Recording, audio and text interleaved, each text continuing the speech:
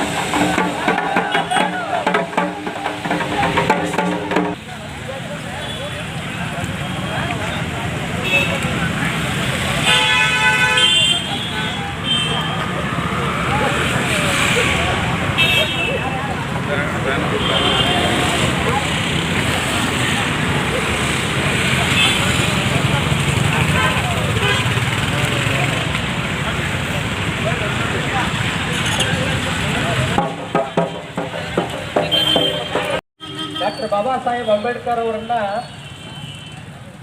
ಅವಮಾನಿಸಿ ಮಾತಾಡುವಂಥದ್ದಾಗಲಿ, ವ್ಯಂಗ್ಯ ಪೂರಿತ ಮಾತುಗಳಲ್ಲಿ ಹೇಳುವುದಾಗಲಿ, ಅದು ಏನು ತೋರಿಸಿಕೊಡ್ತದೆ ಅಂತಂದರೆ, ಇನ್ನೂ ಈ ದೇಶದಲ್ಲಿ ಮೇಲ್ಜಾತಿಯ ಮನಸ್ಸುಗಳು ತಮ್ಮ ಜಾತಿಯ ಕಪಿಮುಷ್ಟಿಯಿಂದ ಹೊರಗೆ ಬಂದಿಲ್ಲ.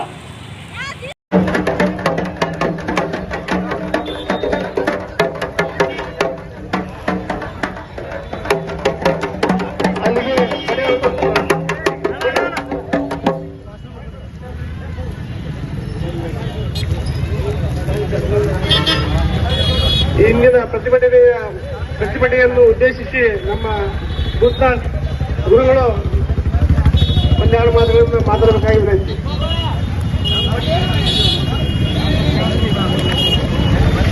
ಅವನಿಗೆ ನೇತೃತ್ವ ವಹಿಸಿದಂತಹ ಭೀಮ್ ಆರ್ಮಿ ಎಲ್ಲ ಪದಾಧಿಕಾರಿಗಳೇ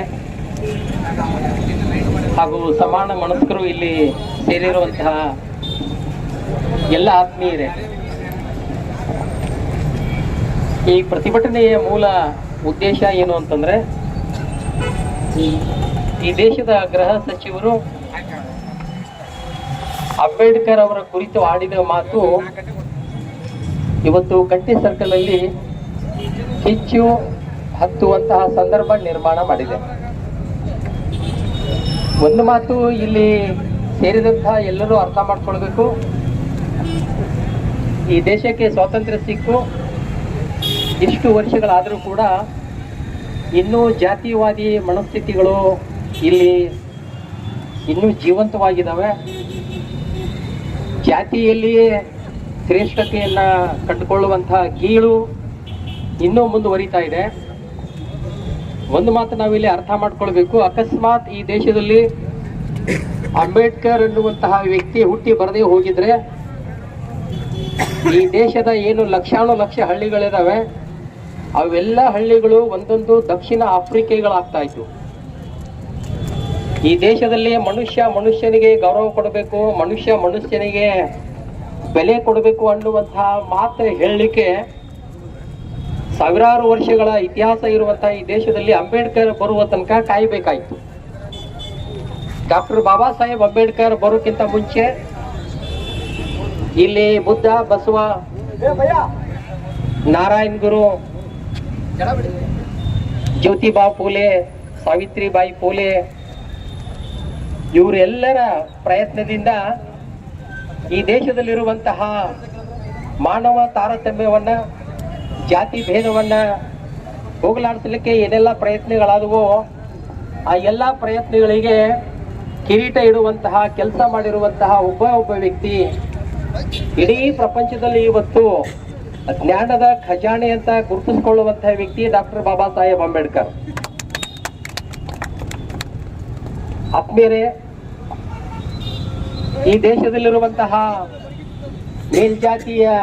ಜಾತೀಯವಾದಿ ಮನಸ್ಸುಗಳು ಒಂದು ಮಾತು ನೆನಪಿಡಬೇಕು, ಈ ದೇಶಕ್ಕೆ ಕೆಳಜಾತಿ ಕೆಳವರ್ಗಗಳು, ದಲಿತ ಅಸ್ಪೃಶ್ಯ ಜಾತಿಗಳು ಕೊಟ್ಟಿರುವಂತಹ ಕೊಡುಗೆಗಳೇನದವ ಅವು ಎಂದೂ ಮರಿಲಿಕ್ಕಾಗುವುದಿಲ್ಲ. ಅವುಗಳನ್ನ ನಾವು ಎಂದೂ ಕೀಳು ಅಂತ ಹೇಳಲಿಕ್ಕೆ ಆಗುದಿಲ್ಲ. ಯಾಕಪ್ಪ ಅಂತಂದ್ರೆ ಇಡೀ ಪ್ರಪಂಚಕ್ಕೆ ರಾಮಾಯಣ ಕೊಟ್ಟು ಈ ದೇಶವನ್ನ ಪರಿಚಯ ಮಾಡಿಕೊಟ್ಟಿರುವಂತಹ ವ್ಯಕ್ತಿ ವಾಲ್ಮೀಕಿ. ಅದು ಅಲ್ಲಿಗೆ ನಿಲ್ಲುವುದಿಲ್ಲ. ಮಹಾಭಾರತವನ್ನ ಬರೆದು ಇಡೀ ಪ್ರಪಂಚಕ್ಕೆ ಭಾರತದ ಪರಿಚಯ ಮತ್ತೊಮ್ಮೆ ಮಾಡಿಕೊಟ್ಟಂತಹ ವ್ಯಕ್ತಿ ವ್ಯಾಸ. ಅದು ಅಲ್ಲಿಗೆ ನಿಲ್ಲುವುದಿಲ್ಲ. ಆಧುನಿಕ ಪ್ರಪಂಚಕ್ಕೆ ಭಾರತದ ಪರಿಚಯ ಮಾಡಿಕೊಟ್ಟಂತಹ ವ್ಯಕ್ತಿ ಡಾಕ್ಟರ್ ಬಾಬಾ ಸಾಹೇಬ್ ಅಂಬೇಡ್ಕರ್. ಇಲ್ಲಿ ಡಾಕ್ಟರ್ ಬಾಬಾ ಸಾಹೇಬ್ ಅಂಬೇಡ್ಕರ್ ಅವರನ್ನ ಅವಮಾನಿಸಿ ಮಾತಾಡುವಂಥದ್ದಾಗ್ಲಿ, ವ್ಯಂಗ್ಯ ಪೂರಿತ ಮಾತುಗಳಲ್ಲಿ ಹೇಳೋದಾಗ್ಲಿ, ಅದು ಏನು ತೋರಿಸಿಕೊಡ್ತದಂತಂದ್ರೆ ಇನ್ನೂ ಈ ದೇಶದಲ್ಲಿ ಮೇಲ್ಜಾತಿಯ ಮನಸ್ಸುಗಳು ತಮ್ಮ ಜಾತಿಯ ಕಪಿಮುಷ್ಟಿಯಿಂದ ಹೊರಗೆ ಬಂದಿಲ್ಲ. ಹಾಗಾಗಿ ನಮ್ಮ ಜವಾಬ್ದಾರಿಗಳು ಏನಾಗಿರ್ಬೇಕು ಅಂತ, ಇಲ್ಲಿ ಸೇರಿರುವಂತಹ ನಮ್ಮೆಲ್ಲರ ಜವಾಬ್ದಾರಿ ಏನಾಗಿರ್ಬೇಕು ಅಂತ, ಯಾವಾಗ ಈ ದೇಶದಲ್ಲಿ ಮೇಲ್ಜಾತಿ ಮೇಲ್ವರ್ಗಗಳು ತಪ್ಪು ಮಾಡಿ ಈ ದೇಶದಲ್ಲಿರುವಂತಹ ಸಾವಿರಾರು ವರ್ಷಗಳಿಂದ ಕೆಳಜಾತಿ ಕೆಳಜನರನ್ನ ತುಚ್ಛವಾಗಿ ನೋಡ್ತಾ ಬರ್ತಾ ಇದ್ವೋ ಅಂತಹ ಮನಸ್ಸುಗಳಿಗೆ ಪಾಠ ಕಲಿಸಿರುವಂತಹ ವ್ಯಕ್ತಿ ಡಾಕ್ಟರ್ ಬಾಬಾ ಸಾಹೇಬ್ ಅಂಬೇಡ್ಕರ್. ಸೊ ಹಾಗಾಗಿ ಒಂದು ಮಾತಿಲ್ಲಿ ನಾವು ಏನೋ ನೆನಪಿನಲ್ಲಿ ಇಡಬೇಕಪ್ಪ ಅಂತಂದ್ರೆ, ಗೃಹ ಸಚಿವರು ಹೇಳ್ತಾರೆ ಅಂಬೇಡ್ಕರ್ ಅಂಬೇಡ್ಕರ್ ಅಂಬೇಡ್ಕರ್ ಅನ್ನುವಂತಹ ಮಾತು ಹೇಳೋಕ್ಕಿಂತ ದೇವರ ಹೆಸರು ತಗೊಂಡ್ರೆ 7 ಜನ್ಮಕ್ಕೆ ಸ್ವರ್ಗ ಸಿಗ್ತದೆ ಅನ್ನುವಂಥ ಮಾತು ಹೇಳಿದ್ರು. ಆತ್ಮೀಯರೇ, ನಾನು ಹೇಳ್ತಾ ಇದ್ದೀನಿ, ಈ ದೇಶದ ಎಲ್ಲ ಜನ ಅಂಬೇಡ್ಕರ್ ಅಂಬೇಡ್ಕರ್ ಅಂಬೇಡ್ಕರ್ ಅನ್ನುವಂಥ ಮಾತು ಹೇಳಿದ್ರೆ ಅವರ ಮೇಲಿರುವಂತ ಏನು ಕಷ್ಟ ಕೋಟಲೆಗಳವಲ್ಲ ಅವು ಈ ಜನ್ಮದಲ್ಲಿ ಇಲ್ಲದೆ ಹೋದ್ರೆ ಮುಂದಿನ ಜನ್ಮದಾದ್ರೂ ಪರಿಹಾರ ಆಗ್ತವೆ. ಆ ಕಾರಣಕ್ಕಾಗಿ ಅಂಬೇಡ್ಕರ್ ಅನ್ನುವಂಥ ವ್ಯಕ್ತಿ ಬರೀ ಈ ದೇಶದಲ್ಲಿ ಒಬ್ಬ ಮನುಷ್ಯ ಆಗಿ ಹೋಗಲಿಲ್ಲ. ಈ ದೇಶದ ಆತ್ಮ ಅಂಬೇಡ್ಕರ್, ಈ ದೇಶದ ಅಭಿಮಾನ ಅಂಬೇಡ್ಕರ್, ಈ ದೇಶದ ತಾಯಿ ಅಂಬೇಡ್ಕರ್. ನಾವು ಗಾಂಧಿಗೆ ಈ ದೇಶದ ತಂದೆ ಅಂತ ಹೇಳಿದ್ರೆ ಈ ದೇಶದ ತಾಯಿ ಡಾಕ್ಟರ್ ಬಾಬಾ ಸಾಹೇಬ್ ಅಂಬೇಡ್ಕರ್. ಅಂಬೇಡ್ಕರ್ ರಚಿಸಿದ ಸಂವಿಧಾನ ಏನಿದೆ ಅದು ಈ ದೇಶದ ಧರ್ಮ ಗ್ರಂಥ.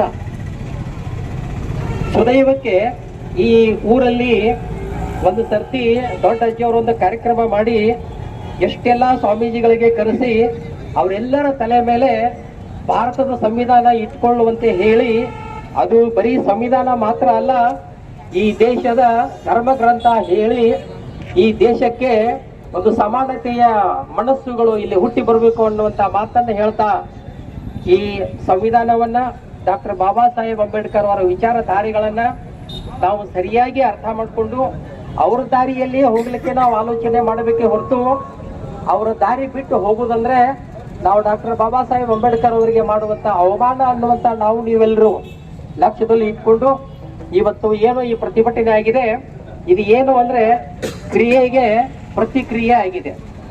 ಇದನ್ನೇ ಒಂದು ಅಲ್ಲಿ ಕ್ರಿಯೆ ಆಗಿದೆ ಮಾತಿನ ಮೂಲಕ, ಇಲ್ಲಿ ಪ್ರತಿಭಟನೆಯ ಮೂಲಕ ಪ್ರತಿಕ್ರಿಯೆ ಆಗಿದೆ.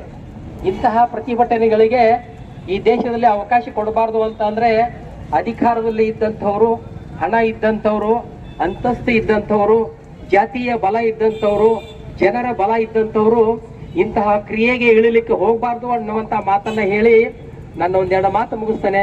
ನಮಸ್ಕಾರ. ನೀವು ಡಾಕ್ಟರ್ ಬಾಬಾ ಸಾಹೇಬ್ ಅಂಬೇಡ್ಕರ್ ನೀವೇ ಕ್ಷಮೆ ಯಾಚನೆ ಮಾಡಿಲ್ಲ ಅಂದ್ರೆ ಮುಂದಿನ ದಿನಮಾನಗಳಲ್ಲಿ ಇನ್ನೊಂದು ಕೋರೆಗ ಯುದ್ಧ ಆಗೋದು ಬಹುದಿನ ಉಳಿದಿಲ್ಲ ಅಂತ ಅನ್ಸುತ್ತೆ. ನೀವೇನಾದ್ರೂ ಕ್ಷಮೆ ಯಾಚಿಸಿದ್ರೆ ಉಳಿತೀರಿ, ಇಲ್ಲಾಂದ್ರೆ ನಮ್ಮ ಭೀಮಾರ್ವಿನಿಂದ ಸಂಘಟಿತ ಉಗ್ರವಾದ ಹೋರಾಟ ಮತ್ತು ಇತರ ಬಂದು ಕರೆ ಕೊಡಬೇಕಾಗತ್ತಾ.